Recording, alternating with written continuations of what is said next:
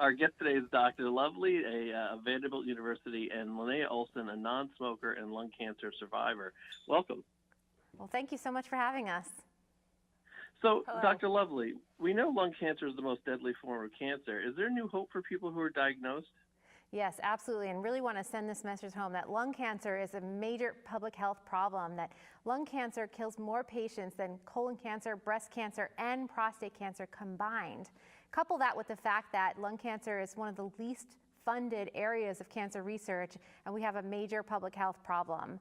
That said, there is huge hope in the way we screen for lung cancer. We catch it earlier when it's more treatable.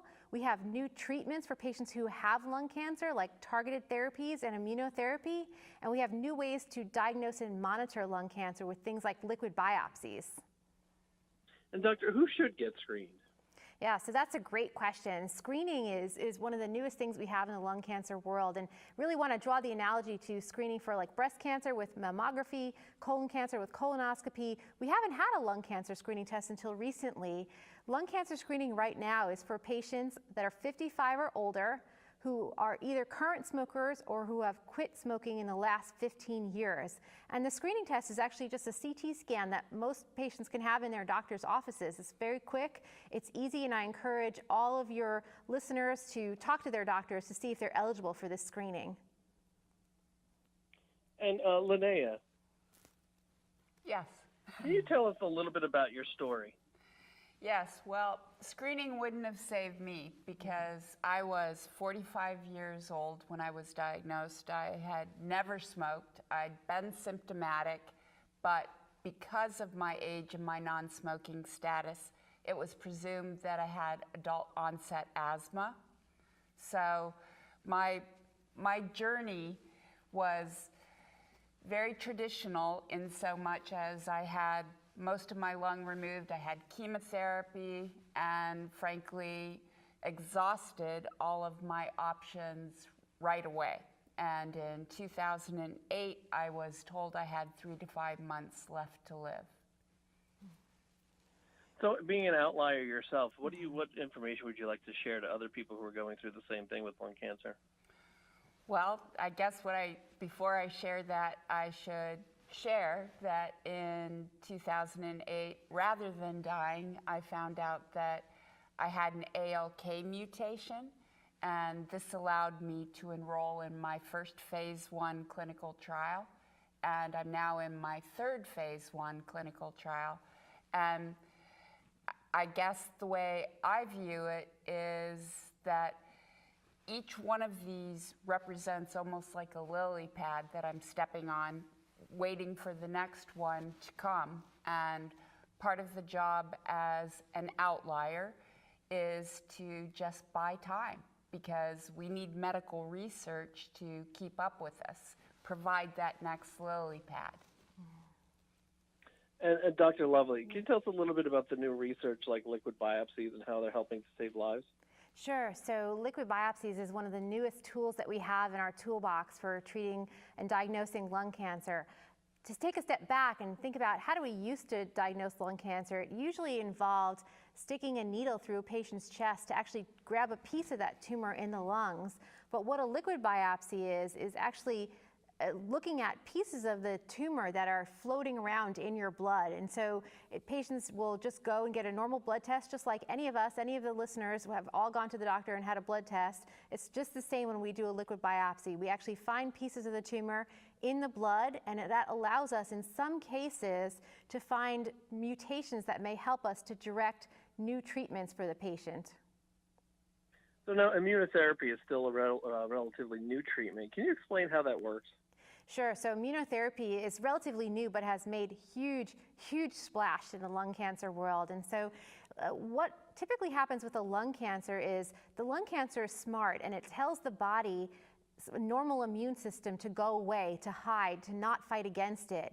What immunotherapy does is sort of take that break off the signal that the tumor is sending to the immune system. It actually reactivates the immune system to fight against the tumor.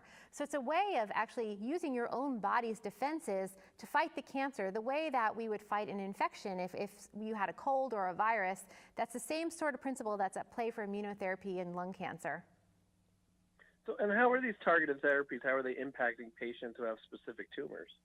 So that's a fantastic question, and I'm going to give that question to Linnea because she is the most inspiring way to answer that question. Well, if I didn't have an ALK tumor or an ALK mutation that had been identified, I'd be dead now. So for me, the impact has been huge. And one example I can give you is my youngest would have been 11 that summer when I was told I had 3 to 5 months left to live. Almost 8 years to the day after being told that, I got to watch him graduate from Phillips Exeter Academy as a high school student. And that is something I never, ever, ever thought I would get to see. So for me, the value is just extraordinary. I mean, here I am going on year 14 of a life I didn't think I was going to have. And actually, Linnea, do you think it's a myth that only smokers get lung cancer? Oh, yeah. It's a huge myth. Yes, yes. I mean, 20% of the people who are identified with lung cancer now have never smoked, and more, I am seeing people in my community who are in their 20s. And what should our viewers take away from this interview? So I will start by saying that there is huge excitement in lung cancer. We have better ways to find it, better ways to treat it. We still have a long way to go, though. We want every patient's story to be as inspiring as Linnea's, and we want to make sure that Linnea has every option for new treatment so that 14 years becomes 28 years, and 28 years becomes 32 years, and so on and so on. We want this to be a chronic disease, and that requires that there is very profound research in this area to really help all patients with lung cancer. And what can people do to help? What can listeners do to help?